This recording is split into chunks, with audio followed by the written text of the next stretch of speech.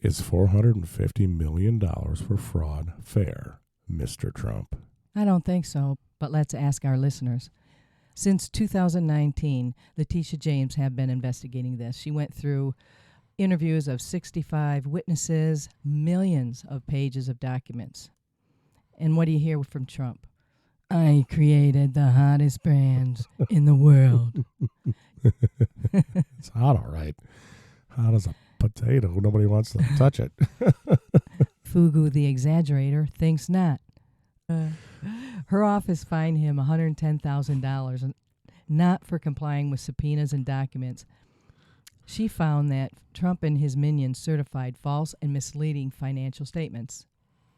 Fugu then tried to sue her, another tactic of his that has been successful in shutting down opposition and his victims in the past. But tides have changed. So, like I said, Fugu, Trump, he sued or tried to sue her. He dropped his suit. Really? Of course he did. It was a frivolous suit. I'm surprised he didn't get slapped with another fine like in Florida. But what's he do? Fugu still opined. Witch hunt. You know what that reminds me? Red rum. Red rum. Red rum.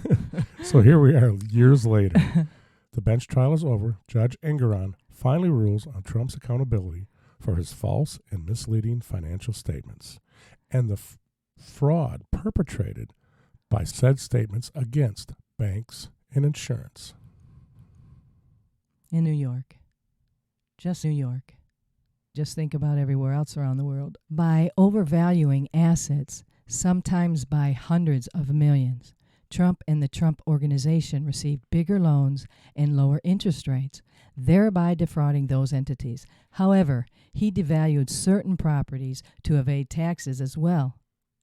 Sticking it to the people, sticking it to us, and I don't think that's funny. We're screwed. But you know what my thought is while saying that? When the IRS comes after him, now what? He will be screwed. We'll get to that. Now, let's kind of follow this chronologically.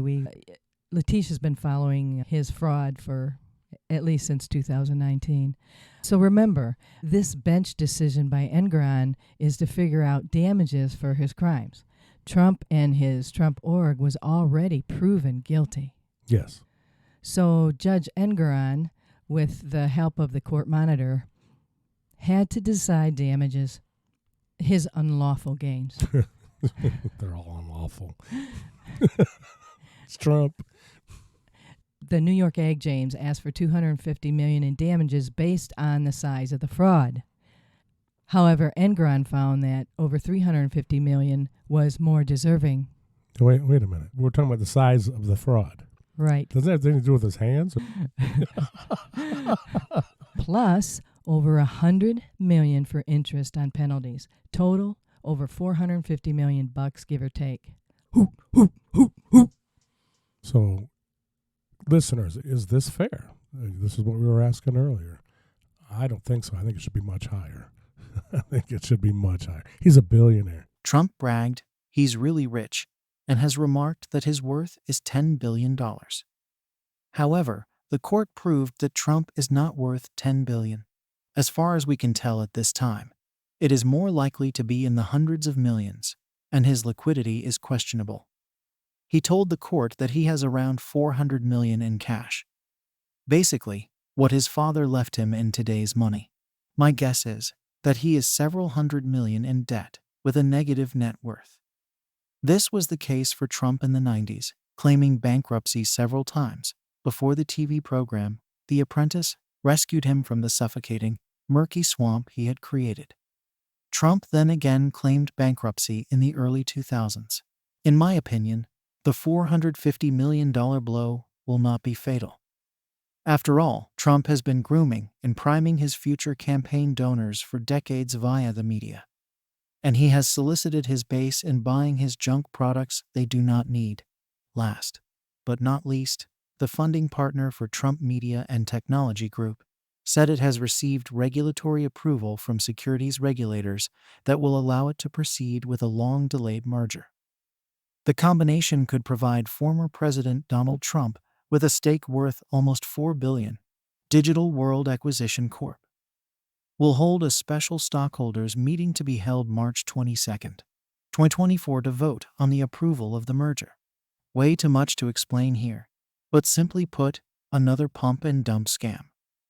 The top-tier investors hold stock at a low price, pump the price through media, stock price goes up, public buys at the higher price, more fees, increased executive pay. Investors dump at the higher stock price, public gets fried. The public and pensioners take all the risk.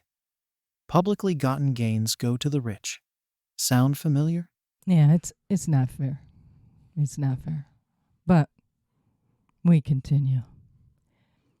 The 350, that's what they gauged that he actually illegally got in gains by defrauding other people, other companies, other entities. Yes.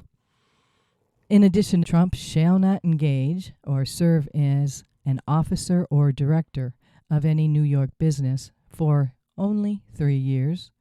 Both sons for 2 years. In addition, both sons had to pay $4 million each. That's $4 million each. That's a drop in the bucket.